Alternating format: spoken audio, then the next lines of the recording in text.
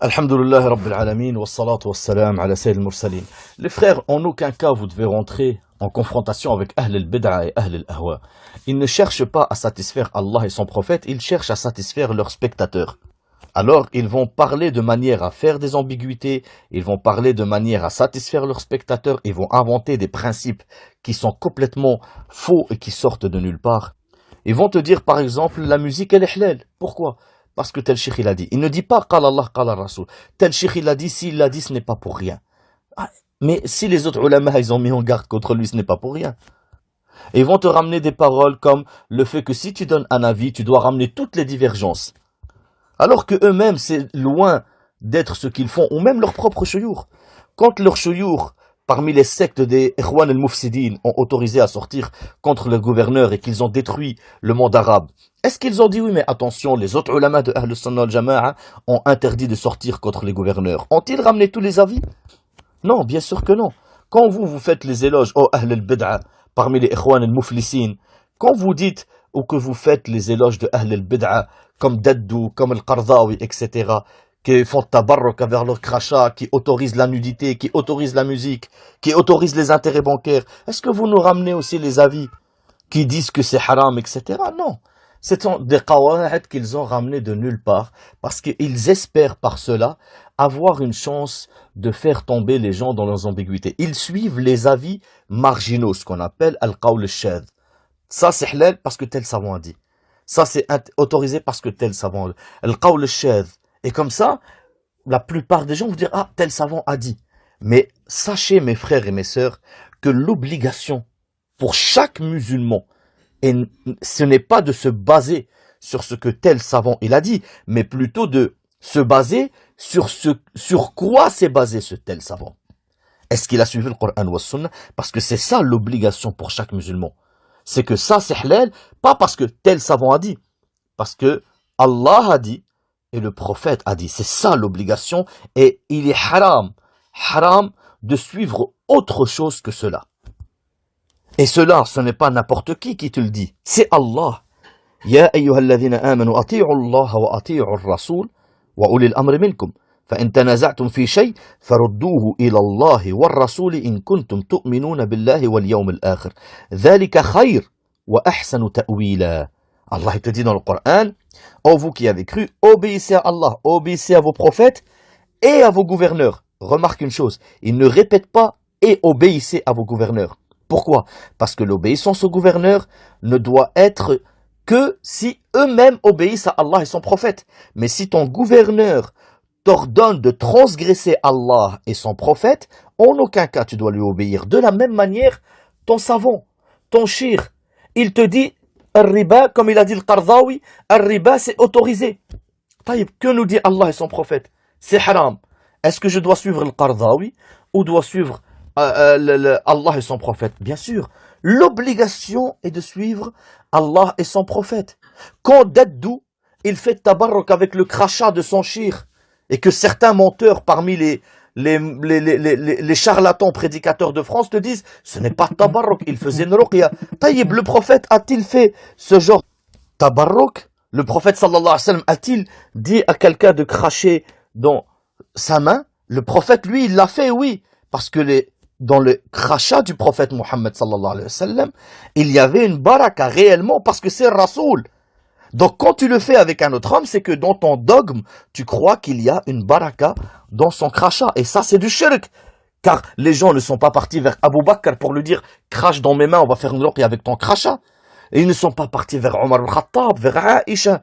Donc ce que a fait Daddou, c'est du shirk. Et c'est haram, c'est une bid'a. Mais eux lui font ses éloges.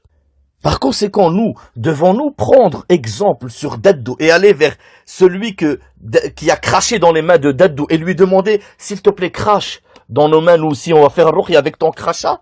Ou on va regarder comment le prophète sallallahu alayhi wa sallam a dit de faire la ruqya et comment Abu Bakr et Omar et Othman et Ali ont fait après lui. Bien sûr, on revient à ce que Allah et son prophète nous a dit. Et le prophète, il nous ordonne de suivre les sahaba. Allah nous ordonne de suivre les sahaba dans le Coran.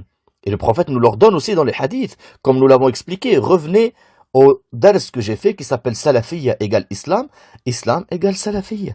Par conséquent, les frères, Allah, il nous dit, après avoir dit, Ya ayyuhalladhina amanu, ati'u Allah wa ati'u ar-rasul, wa ulil amri minkum, il nous dit, فَإِن تَنَازَعْتُمْ فِي شَيْءٍ فَرُدُّوهُ إِلَى اللَّهِ وَالرَّسُولِ. Et si vous vous êtes divisés dans une chose, ramenez-la à Allah et à son prophète. Qu'est-ce qu'il nous dit? إِن كُنتُمْ تُؤْمِنُونَ بِاللَّهِ وَالْيَوْمِ الْآخِرِ. Ça veut dire, ramenez-la à Allah et à son prophète si vraiment vous croyez en Allah et au jour du jugement dernier. Subhanallah. Est-ce qu'ils ont un minimum de aql ou ont-ils lu le Coran, Ahl al-Bid'a, parmi les Ikhwan al-Mufsidin, quand Allah il leur dit ذَلِكَ خَيْرٌ وَأَحْسَنُ تَأْوِيلًا, le fait de ramener les divergences à Allah et à son prophète, ceci est mieux et c'est la meilleure explication, et vous nous ramenez l'avis de votre shir et vous nous dites ceci est mieux que de suivre l'avis de mon shir, même s'il va à l'encontre du Coran et de la Sunna. Avez-vous lu le Coran? Donc ici, Allah, il t'ordonne que s'il y a une divergence, un tanazu' parmi les gens, dans les bases de la religion, l'obligation est de le ramener à Allah, comme ils ont dit les ulama, au Coran, et à la Sunna, au prophète sallallahu alayhi wa sallam de son vivant, et à ce qu'il a dit dans les hadiths, yani, après sa mort. Tout doit être ramené à ce que Allah a dit. Attention les frères, à ce que Allah il dit, parce que le fait d'obéir au prophète, c'est obéir à Allah. Allah il te dit dans le Coran, Man yuti' ar-rasul faqad ata' Allah. Celui qui obéit au prophète, il a obéi à Allah. Car Allah il t'ordonne de lui obéir, car ce prophète, religieusement, il ne dit rien de sa tête. Allah il dit sur lui, وَمَا يَنْتِقُ عَنِ الْهَوَى إِنْ هُوَ إِلَّا وَحْيٌ يُوحَى. Il ne prononce rien de sa tête. Il n'est qu'une révélation révélée. Au point que Abdullah ibn Amr ibn al-As, il écrivait tout ce que le prophète Mohammed sallallahu alayhi wa sallam disait. Et les gens de Quraysh lui ont dit non, fais pas ça. Nabi yaghdab. Le prophète, il se met en colère comme nous. Peut-être il va dire une chose qu'il voulait pas dire et toi tu vas l'écrire. Et Abdullah ibn Amr ibn al-As radiyallahu anhuma, il s'arrête d'écrire et il raconte ça au prophète sallallahu alayhi wa sallam. Et le prophète sallallahu alayhi wa sallam lui dit Uktub, fawalladhi nafsi bayna yadayhi la yakhruju minhu illa al-haqq. Écris sur moi, car je jure par celui qui tient mon âme entre ses mains, ne sort de moi que la vérité. Que la vérité. Donc, obéir au prophète, sallallahu alayhi wa sallam, c'est obéir à Allah. Et tout doit être ramené à ce que Allah nous a dit. On va pas dire la musique, elle est halal. Parce que Ibn Hazm, il a dit. Ibn Hazm, c'est un savant, mujtahid, et il a fait une erreur. Taïb. Est-ce qu'on doit suivre son erreur, puisqu'il l'a dit, c'est qu'il y a quelque chose, comme ils le disent les Ikhwan al-Mufsidin? Non. Mais on va dire, il l'a dit. Mais est-ce qu'il s'est basé sur le Coran ou le Sunna? On va voir. Ah, le Coran, il dit c'est haram. Taïb. On suit qui? Sachant que Allah, il nous dit dans le Coran, وَمَا اخْتَلَفْتُمْ فِيهِ مِنْ شَيْءٍ فَحُكْمُهُ إِلَى اللَّهِ. Tout ce que vous vous êtes divisé dessus, où il y a une divergence dessus, son jugement doit être ramené à Allah. Dans Surat Ash-Shura, verset numéro 10, que j'invite les frères parmi la secte des frères Mufsidin de lire son explication. وَمَا اخْتَلَفْتُمْ فِيهِ مِنْ شَيْءٍ فَحُكْمُهُ إِلَى اللَّهِ.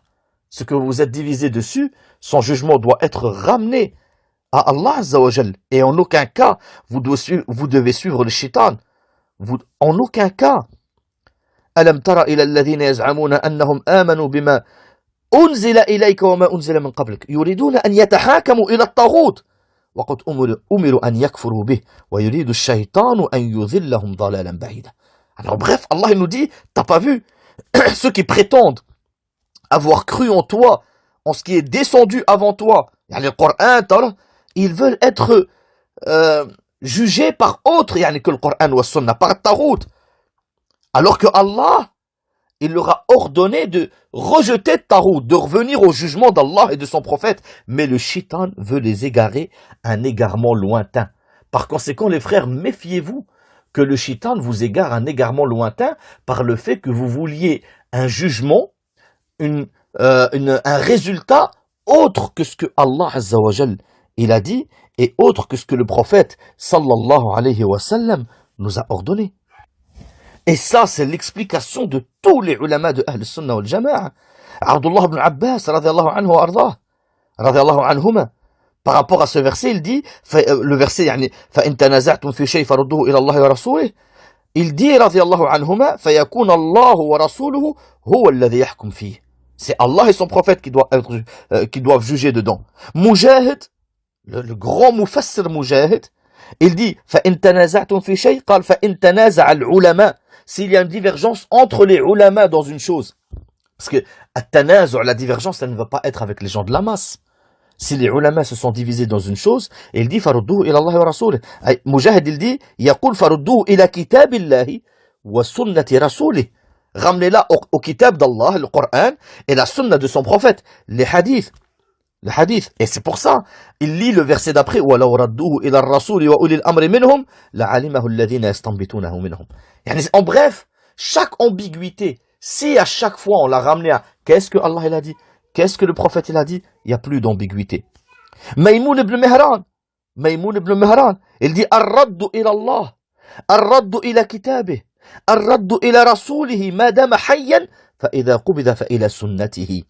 Maïmoun ibn Mihran, le grand savant de tafsir aussi, il dit on doit revenir à Allah, revenir à son livre, yani le Coran, revenir à son prophète s'il est vivant, et à sa sunna après qu'il est mort. Et tous les ulama, absolument tous les ulama, ils ont dit ça. Le Hassan al-Basri, tout le monde, Sufyan al-Thawri, Sufyan ibn Uyayna, il n'y a absolument aucun savant sur terre qui a dit ce que disent aujourd'hui certains sectaires, que puisque tel savant il a dit, eh bien on peut le faire. Jamais personne parmi Ahl Sunnah wal Jama'a, parmi Salaf al-Salih, a dit cela. Par conséquent, si quelqu'un vient et nous donne un avis basé sur le Coran et la Sunna, et que les ulama, parmi Salaf al-Salih, comme les Sahaba, Abdullah ibn Abbas, Mujahid, Ikrima, Maïmoun ibn Mihran, etc., l'ont expliqué comme ça, et quelqu'un te dit, oui, mais tu dois donner les divergences. Quel savant a dit cela? Ramenez-nous un savant qui dit que quand il y a un avis dans le Coran et dans la Sunna que les ulama de Salaf, parmi les Salaf al-Salih, ont expliqué tous cette manière-là, qu'on doit ramener quand même tous les autres avis. Qui a dit ça?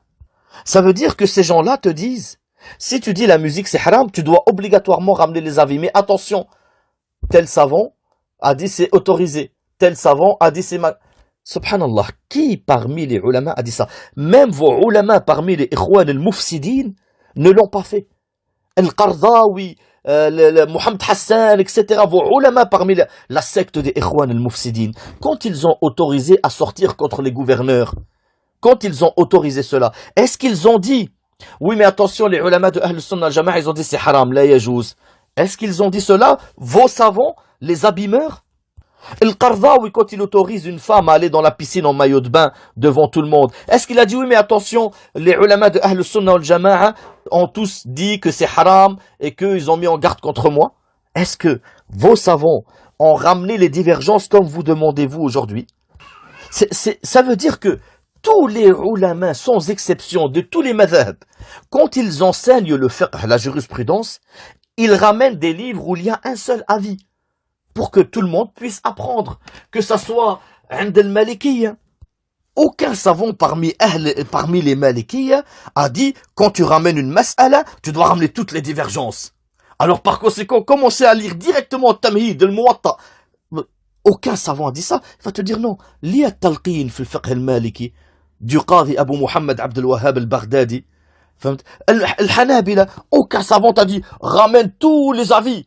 Hein? Par conséquent, tu dois lire le Mourni, il y a tous les avis dès le départ. Aucun savant n'a dit ça. Ils vont te dire lis Umdat al-Fiqh. Pour l'instant, lis al-Mulaqqil, lis al-Kafi, il n'y a que 2 avis pour l'instant. عند الشافعية, aucun t'a dit lis directement Kitab al-Umm, il y a tous les avis, tu dois ramener tous les avis. Non, ils vont te dire lis par exemple At-Ta'jiz fi Ikhtisar al-Wajiz de Abdurrahman ibn Muhammad ibn Yunus. Par conséquent, n'écoutez pas les sottises de ces charlatans qui essayent de montrer leur statut. Et vont, wallah, qu'en réalité, c'est la seule raison pour laquelle ils vous disent cela. Ils essayent de passer sur Internet en montrant leurs images et en te disant tel cheikh a dit, tel cheikh a dit, tel cheikh a dit pour montrer le statut. Non, ce n'est pas comme ça, Din. Din, il n'est pas là pour faire connaître ton nom, mais il est là pour faire connaître les lois d'Allah. Celui qui appelle à Allah ne se pose pas la question de est-ce que ce que je vais dire va impressionner les gens? Est-ce qu'ils vont considérer que j'ai de la science après que j'ai parlé? Il passe son temps à regarder il y a combien de vues, combien de personnes ont regardé son dars, combien, masha'Allah, ma vidéo, elle a fait 1 million de vues, Allahumma barik, masha'Allah. Non, wallahi que celui qui cherche Allah, il se pose la question, est-ce que ce que j'ai dit va me servir devant Allah? Est-ce que ce que je dis va être compris pour que les gens puissent l'appliquer? Est-ce que je n'ai pas fait tomber les gens dans l'ambiguïté? Subhanallah, les frères, les ulama, comme chef, j'ai espéré, ils disent, j'ai espéré que ma science, elle se propage sans que mon nom, il se fasse connaître.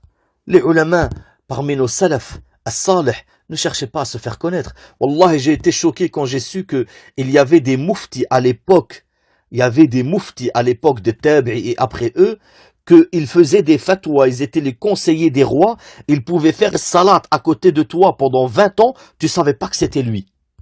Wallahi que j'ai lu de mes yeux que certains ulama faisaient des cours, avaient des livres propagés dans la planète, que des gens vendaient leur maison pour acheter leurs livres.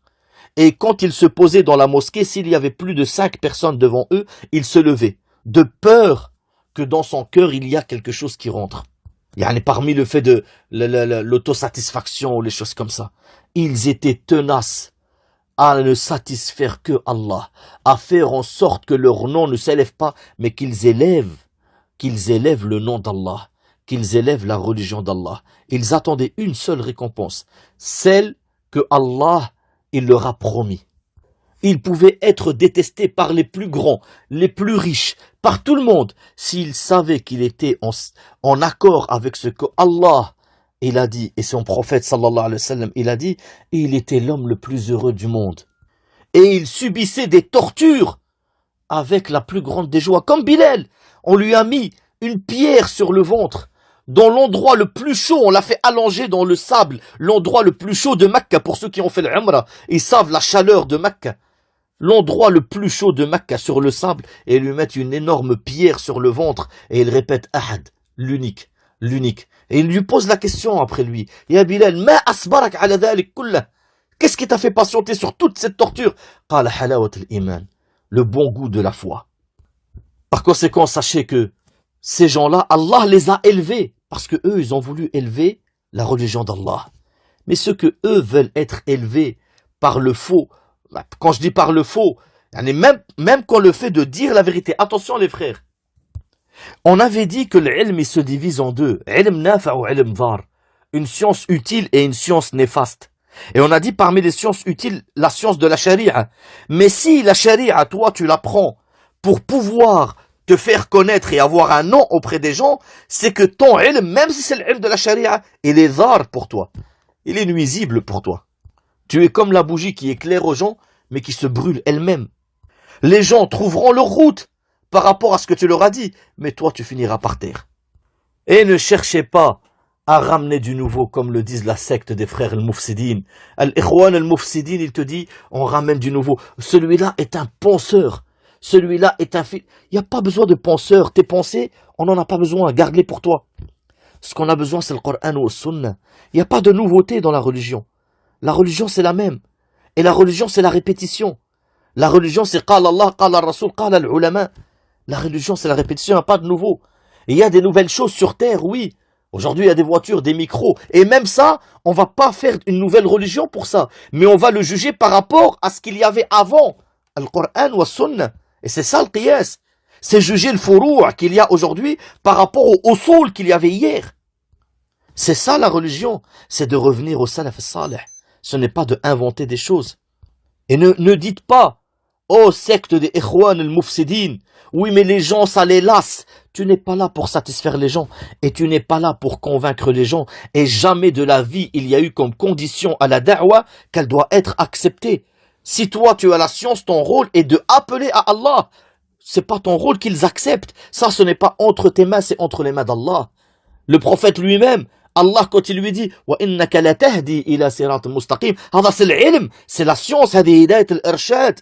Mais par rapport à l'acceptation qui est هداية التوفيق, Allah lui dit إِنَّكَ لَا تَهْدِي مَنْ أَحْبَبْتَ وَلَكِنَّ اللَّهَ يَهْدِي مَنْ يَشَاءُ. Ce n'est pas toi qui guide qui tu veux, c'est Allah qui guide qui il veut. Et il lui dit dans notre verset لَيْسَ عَلَيْكَ هُدَاهُمْ وَلَكِنَّ اللَّهَ يَهْدِي مَنْ يَشَاءُ. Ce n'est pas toi de les guider, c'est Allah qui guide qui il veut. وقل للذين أوتوا الكتاب والأميين أأسلمتم فإن أسلموا فقد اهتدوا وإن تولوا فإنما عليك البلاغ. Dis aux gens du livre et aux gens de la masse, soumettez-vous. S'ils se soumettent, alors ils sont bien guidés. C'est que Allah les a guidés à cela, à l'acceptation, pas toi. Mais s'ils ne se soumettent pas, car tu ne peux pas, toi, les guider. Toi, ton rôle, c'est seulement de les informer. Ce n'est pas ton rôle qu'ils acceptent. Là, il y a juste que tu ramènes ce que tu appelles des nouveautés, les divergences entre les ulama, des divergences qui sont basées sur rien, des divergences erronées, pour ramener du nouveau, pour ne pas lasser les gens. Craignez Allah. Craignez Allah. Appelez à Allah de la manière que Allah vous a dit. Car da'wa est une ibada, et cette ibada, elle est tawqifiyya, prescrite. Allah nous dit comment appeler Allah. Il nous dit d'appeler avec science. Il nous dit, قُلْ هَذِهِ سَبِيلِ أَدْعُو إِلَى اللَّهِ عَلَى بَصِيرَةٍ. Ceci est mon chemin, j'appelle Allah avec science. ادعو إلى سبيل ربك بالحكمة والموعظة الحسنة. Appelle au sentier de ton Seigneur avec sagesse. Et ce n'est pas la sagesse que de ramener plein de divergences aux gens de la masse qui ne sauraient même pas écrire leur nom et leur prénom en arabe correctement, qui ne sauraient même pas lire le Fatiha correctement, que peut-être même ils n'ont jamais lu le Fatiha. Wallah al-Azim que beaucoup de musulmans en France, beaucoup de musulmans n'ont jamais ouvert le Coran. Wallahi, ce n'est pas imagé, c'est au sens propre. Wallahi, c'est au sens propre. Je connais énormément de jeunes dans les quartiers qui se disent musulmans et ils n'ont jamais ouvert le livre du Coran. Wallahi, qu'on est même rentré dans des maisons, ils ne possèdent même pas le Coran. Et toi, tu viens, tu leur dis, tel shir il a dit, tel shir il a dit. Subhanallah. Ramène ce que Allah il a dit, ce que le prophète il a dit. Ramène la vie qui est juste. Ramène la vie que les ulama ils ont donnée. Ne ramène pas les avis marginaux. Tu sais, si tu sais qu'ils sont faux, que tu les ramènes, c'est que t'es un fattan. T'es un fattan qui cherche à faire connaître ton nom, qui ne cherche pas à faire connaître Allah. Et c'est pour ça que nous disons à nos frères et sœurs, accrochez-vous au grand. Celui qui s'accroche au grand, sa science sera grande. Celui qui s'accroche au petit, sa science sera petite. Et celui qui s'accroche aux égarés, les suivra dans leur égarement. Qu'Allah nous protège contre toute secte et toute personne qui appelle à leur secte. Sachez que din, qala Allah, qala Rasoul, qala Sahaba. En dehors de cela, les penseurs, hein, les philosophes, les choses comme ça, les frères, ils vous mèneront droit dans le mur. Subhanakallahumma wa bihamdik, ashhadu an la ilaha illa ant, astaghfiruka wa atubu ilayk.